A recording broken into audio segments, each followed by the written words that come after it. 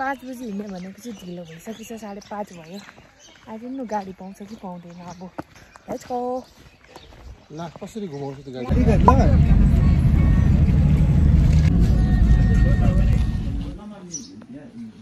Finally खाजा खाने ठाउँ आइपुगेको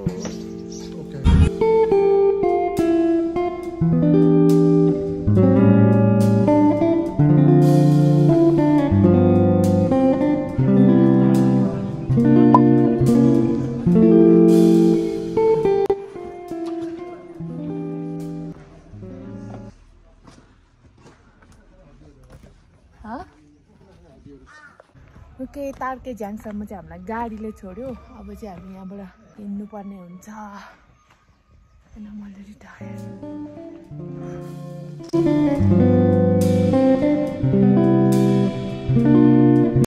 ओके यो ठाउँको नाम चाहिँ तारके झ्याङ अरे एन्ड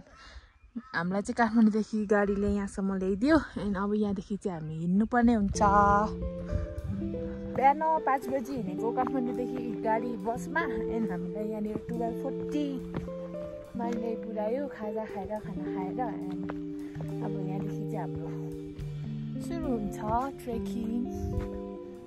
सो लेट्स गो कस्तो राम्रो वेदर बेलुका बिहान हिँड्नु पर्ने होला भनेको त गाडी चढ्नु पर्ने रहेछ 6, 7, 8, 9, 10, 11, 12 अब झन् 7 आवर 7:30 भन्दा गाडीमा यहाँ आउनु पर्ने रहेछ अनि बल्ल हिँड्नु पर्ने रहेछ गाडीमा सुत्दै ओह कस्तो गलेको गाडीमा सुत्दै आएको त म त अल्छी भइगएँ मेरो सी कस्तो राम्रो वेदर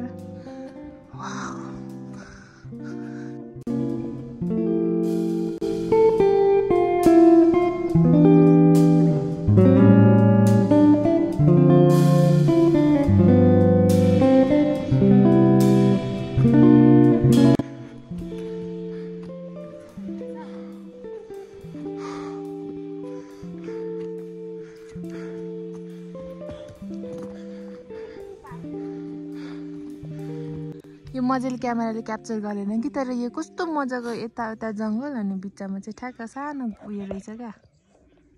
बस्ती सी तर यहाँनिर ट्रान्सपोर्टेसन चाहिँ अति गाह्रो है यताउति केही छैन क्या फेरि यो टक्क यहाँनिर चाहिँ बस्ती रहेछ एन्ड यहाँ चाहिँ झरना यु क्यान सी यो चाहिँ झरना अरु मान्छेहरु छ बाटोमा कोही गोराहरु कोही भखरको भाइहरु छ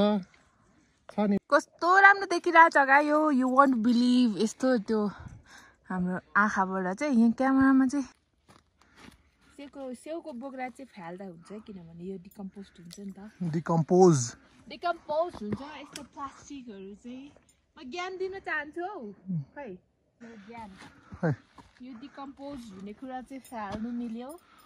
यस्तो प्लास्टिकहरु चाहिँ कृपया प्लिज यस्तो प्लास्टिकहरु नफाल्दिनु होला यसरी ब्यागमै बोक्दिनु होला यो कति पनि भारी हुँदैन आजको दिनको अर्थ उपदेश please don't throw the waste छुरी बन्द गर यो कस्तो स्केरी क्या यहाँबाट भूतै निस्केला जस्तो डर लाग्ने किन लाग्यौँ we are almost on the top त होइन नि आज हामी हाफसम्म मात्रै जाने होइन बेस क्याम्पसम्म अन्त माथि चाहिँ मन्दिर रहेछ ठ्याक्क यो कुहिरोले छेक्यो यहाँनिर अनि यो चाहिँ आदि हो कि के हो आई डोन्ट नो टप हो माथि मन्दिर देखेको चाहिँ के हो ए नजिकै रहेछ त अनि यो चाहिँ बेस क्याम्प रहेछ आज बस्नेलाई अनि भोलि चाहिँ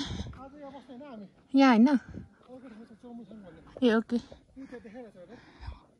जस यही एरिया रहेछ नि त बस्ने चाहिँ बेस क्याम्प चाहिँ अनि यहाँदेखि चाहिँ भोलि बिहान चाहिँ त्यो माथि टपमा पुग्नु पर्ने रहेछ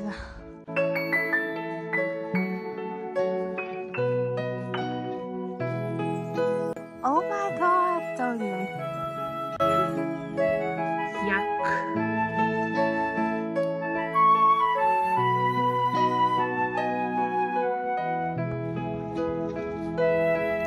होला हामी स्क्याप त्रिमुथाङ टी स्टपमा आज हामी चाहिँ अलिकति ढिलो आइछौँ है नि यार हैन अझै पनि सुतेछ के हो यो किनभने यो गुराँसहरू सबै सुकिगएछ क्या है, अलिकति ढिला छ। अनि भोलि हामी जानुपर्ने चाहिँ यहाँबाट माथि रहेछ, यहाँ पनि टेन्टहरू रहेछ, हामीलाई थाहा थिएन। तर हामीले बुक गरेको रिजर्ट चाहिँ यतापट्टि जाने रहेछ, यहाँ बोर्डले देखाइरहेको थियो दिस वे भनेर, त्यतै जाँदै गरेको है। भोलि बिहान सनराइज हेर्नुको लागि चाहिँ 3 बजी उठेर जानुपर्ने अरे। अनि यस्तो डरलाग्दो बाटो चाहिँ कसले 3 बजी आउनु हो भन्छ, हिँड्दै यस्तो डरलाग्ने दिउँसै यस्तो डर लाग्ने छ। ओके फाइनली आइपुगेको यही रहेछ रिजर्ट, हामीले बुक गरेको रिजर्ट चाहिँ। This is it. कस्तो दामी उता उयो परेको।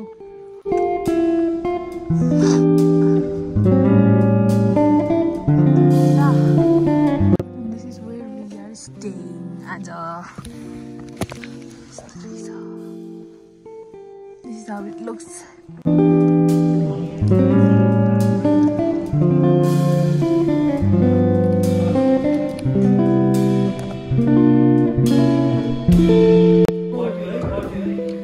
तातो खाने हो।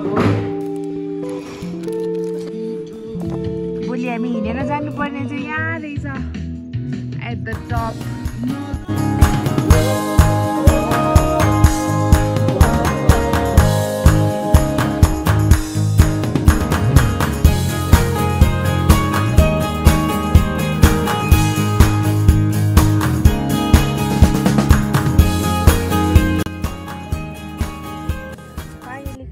रेस्ट गरेको हामी चाहिँ जुत्ता पनि खोलेको छैन। यो चाहिँ हाम्रो टेन्ट, हामीलाई खास बङ्क बेड दिने भन्दै थियो कि, बट लक्किली यो एउटा चाहिँ खाली रहेछ, त्यही भएर यहाँ बस्नु पाइयो। अनि यहाँ चाहिँ कस्तो पर हेड रहेछ 1600 एकजनाको, जति बसे पनि। यो अब यो टेन्टमा 3 जना बसे पनि 1600 एच, 2 जना बसे पनि 1600 3200 त्यस्तो रहेछ। त्यसमा चाहिँ दे प्रोभाइड अस उयो कम्प्लिमेन्ट्री रातो चिया एन्ड खाना, भेज खाना, त्यति रहेछ। ठिकै हो यो ठाउँमा। कति माथि रहेछ, कस्तो गाह्रो पर्छ होइन, त्यही भएर मैले जुत्ता खोल्दै गरेको।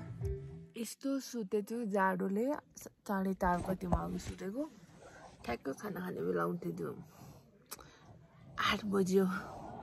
अब मोमो खाने। भेज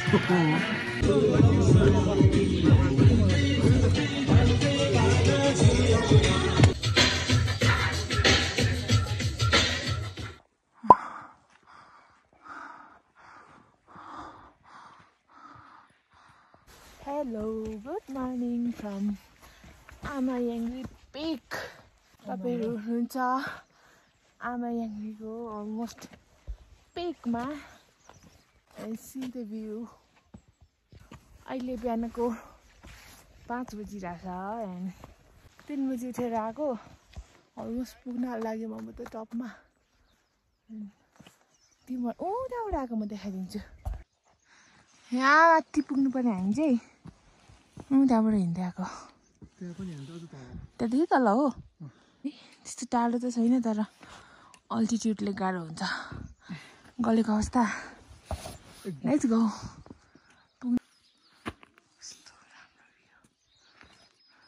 हामी बसेको चाहिँ यो रहेछ है, यो कि हामी यहाँ आयौँ त्यहाँदेखि यस्तो आएको रहेछ। पुग्नु लागि त्यहाँ पुग्नुपर्ने हो, बट यहाँबाट यस्तो घुमेर जानुपर्ने रहेछ। उता कता छ बाटो चाहिँ। वाउ सो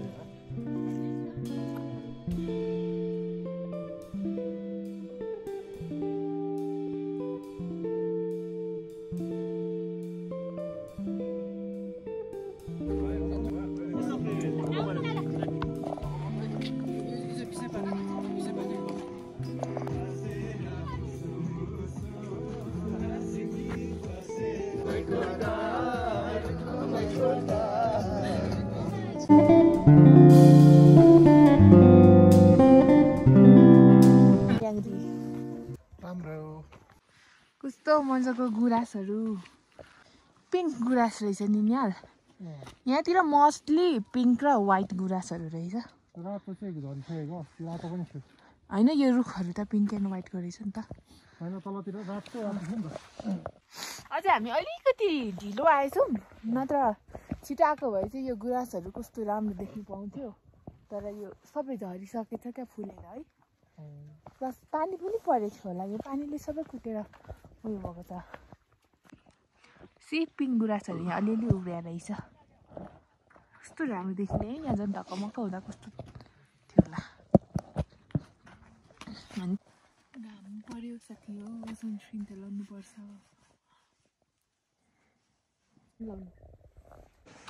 के मगायो भित्र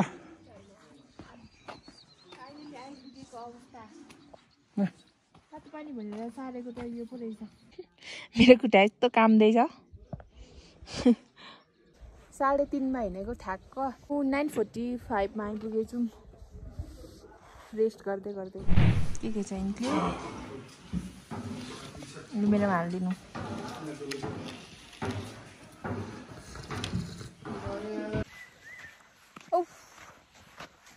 हेलो फाइनली हामी चेकआउट गरेर हिँड्दै गरेको अब चाहिँ कहाँ पुग्ने भन्दाखेरि तल हिजो हामीलाई बसले छोडेको ठाउँमा तारको झ्याङ पुग्ने अनि त्यहाँ बस्नुपर्ने हुन्छ इफ गाडी भेटिहाल्यो भने चाहिँ आजै जान्छौँ हामी है डिपेन्ड्स अन लक आजै जानु मन छ मलाई गाडी पाउँछ कि पाउँदैन I don't no so let's go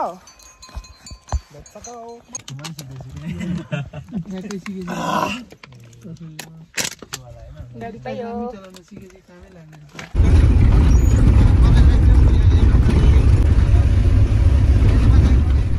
hello हिजो चाहिँ एकदम टायर्ड भएर केही भिडियो बनाइनँ मैले त्यही हिजै फर्केको हामी घर ट्रेक चाहिँ हाम्रो 3 दिनको थियो बट हिजो चाहिँ लक्कीली काठमाडौँ फर्किने गाडी पाएर चाहिँ हाम्रो हिजै फर्क्यौँ 2 दिनको ट्रेक भयो अनि जाने बेला पनि हामी चाहिँ लक्की नै परेको थियौँ किनभने ठ्याक्क बस हामी अलिकति ढिलो गएको थियौँ यहाँबाट